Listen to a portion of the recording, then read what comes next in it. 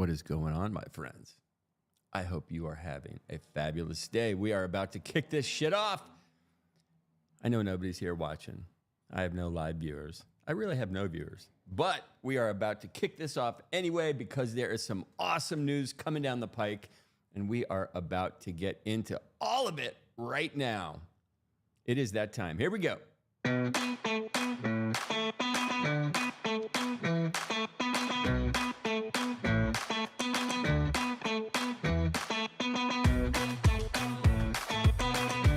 What is going on? Holy moly. I hope you guys are having an absolutely fabulous Tuesday. We are about to get into all the things. What do we have? We have Love Power Market. It is a new NFT marketplace, and they have a token already, and it is in play. Bollinger Bands on the 3-day time frame suggest an imminent range breakout. Chaos to clarity, noise to narrative. It is Tuesday, April 23rd, and it is time for some rare bits. Today, the Crypto Greed and Fear Index is coming in at a 71. We are down 2 degrees from yesterday. NFT sentiment remains where it has been, it seems like for the longest time. It is in the neutral territory, and my feeling is that this metric does not change. What will cause NFTs to go positive, right? Top NFT search term for the normies is who accepts crypto. Top crypto search term for the normies is Arkham, ticker sign ARKM. It is up 46% on the 7-day. Bitcoin dominance and Ethereum dominance are both up in the last 24 hours, and the total crypto market cap is coming in at about $2.55 trillion, a 0.14 cent,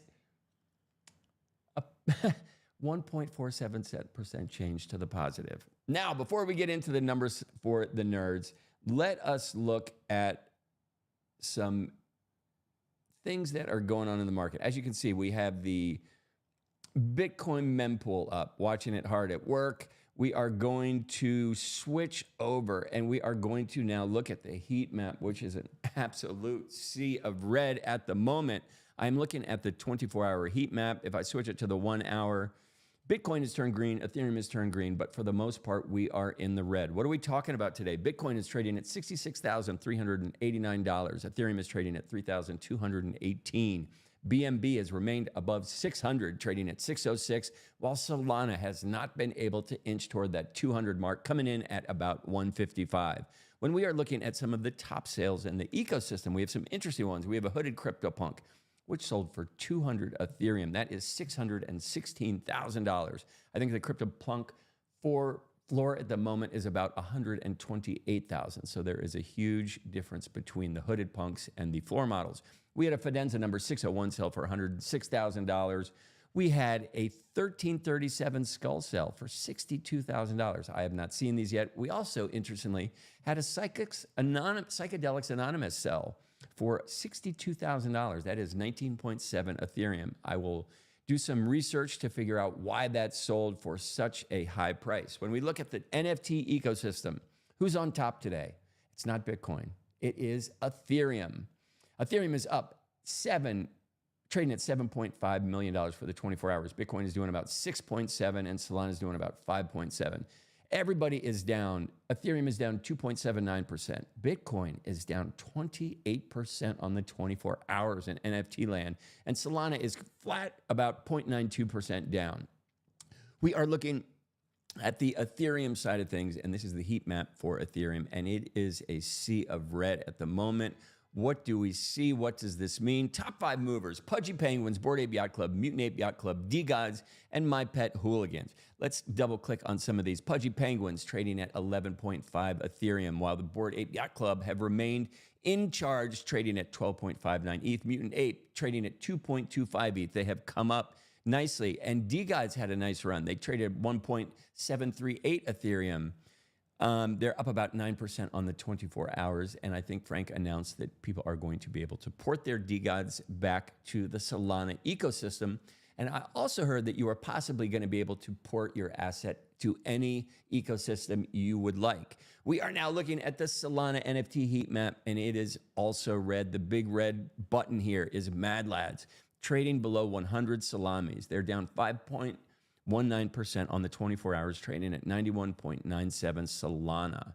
Top 5 movers, we have Mutant Mon, Sharks by Sharkify, Degenerate Ape Academy, Frog Annas, and Mad Lads rounding out the top 5. Mad Lads are still trading at about $15,000, so about $5,000 off their recent kind of floating. They've been in that $20,000 range for the longest time. So there is talk that Mad Lads might be a scoop here because there are some perspective drops that Mad Lads might be in line for. It would just be a holding game, and trying to figure out if the price is going to drop further before people decide to ape in is always the thing that is difficult to do in this ecosystem. When we were looking at the top 5 collections on the Bitcoin ecosystem, we have Runestones, Prometheans, Bitcoin Puppets, Rune Doors, and Rune Pups rounding out the top 5. Runestones trading at $1,400. They were trading at $6,000 a couple days ago. So interesting to see. When is this a scoop?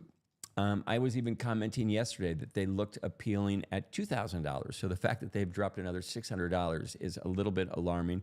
I will do some research and update people on my Substack tomorrow about what is going on there. And now I wanted to get into some news that caught my attention that I think is important. We have the NOT token launch.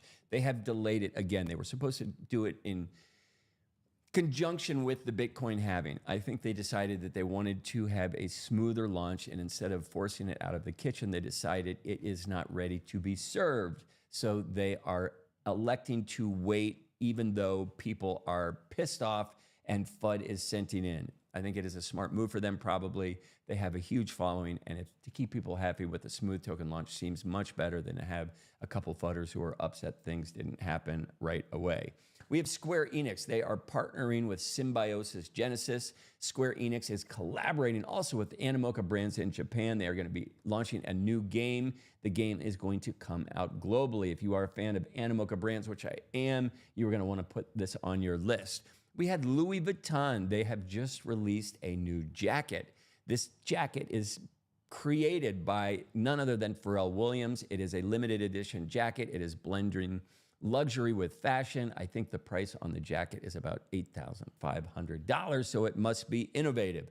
Magic Eden has launched their Runes trading platform. It is nice to see some UX and UI go into the headspace of Runes, though I do not think it is completely figured out. One of the aficionados in the Bitcoin space today was tweeting, asking, is there a way to separate runes from currency if you're doing large batches? And it is a little alarming to see somebody who is running things, asking questions like that at this stage in the game. We have the NFT market. It has seen some bullish trends, even though the sentiment remains neutral. There are some trading volumes in the different assets. Bitcoin has been doing a ton of stuff. Ethereum has just recently taken it over. Overall, I think we are in a good spot, especially if the bull market decides to continue. We have the New York Stock Exchange, and they are considering going 24/7 with stock trading, which would be awesome because I reported not too long ago that there is this new analytical data that says that the crypto market is starting to kind of ebb and flow as the stock market does. So if we flip the script on that and let the stock market flow where the crypto market does, now we have all money moving simultaneously, which seems to make a lot more sense to me. We have the halving, which just happened a few days ago. We are going to look at supply outstrip demand. And, demand outstrips supply, and that is going to happen very soon. I think some of the things that we are looking at, for instance, Dave the Wave, he predicts a significant price increase in Bitcoin by the end of 24. He thinks we are going to hit $169,500. We've got some interesting layer 2 development, Stacks upgrade for faster transactions, Stacks on Bitcoin. Interesting. It is interesting. And I lost my place. I apologize. Stacks on Bitcoin, layer 2 solution. It implements the Nakamoto upgrade to improve transaction speed and programmability. Will it be the savior that we are looking for? We have Celo migrating to Ethereum. Celo developers propose migrating to the Ethereum using the OP stack infrastructure. They're aiming for lower costs and a broader compatibility, which will yield a bigger audience. Love Power Marketplace. I mentioned them at the top of the show. This is going to be a new NFT marketplace, and they are striving to focus on new NFT artists and young artists. I think this is awesome to have support for the creatives in the community. We have ApeCoin. It is facing some challenges. It struggles with a significant price drop, but the community is exploring some revival strategies. Do we think anything will happen to get that ApeCoin cranking again? This is a terrible statistic. Over half of the Solana meme coins that have launched in the last 30 days, these are meme coins that raised over $25 million in pre-sales. Over half of these coins, over half of these groups that release the coins, they're gone.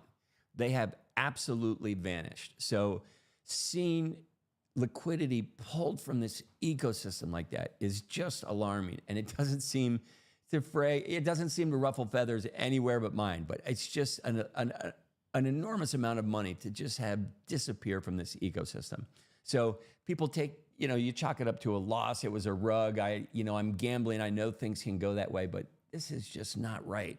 That is an enormous amount of money for half of the collections that are raising over 25 million to just get up and walk away with the money. We have several lawyers at the SEC. It looks like they are going to be calling it quits. The SEC recently filed a lawsuit against DebtBox, claiming that DebtBox perpetrated a $50 million fraud. And if DebtBox was alerted about the upcoming charge, they would flee the country. Well, a judge found out about this and said the SEC has overstepped its ruling authority, and he is super pissed. There is some shit flying around in the SEC house, and I have to say, I love it. He has ordered the SEC to pay attorney fees, all of the costs that resulted in jacking these guys up. DebtBox is taking the win on this. The SEC is taking the lose. It is absolutely crappy what the SEC is doing. And the secret sauce for today, you can't go back and change the beginning, but you can start where you are and change the ending. Remember, the rabbit hole runs deep. Still craving crypto clarity? Subscribe to my Substack today. Warning, rare bets may cause hodling.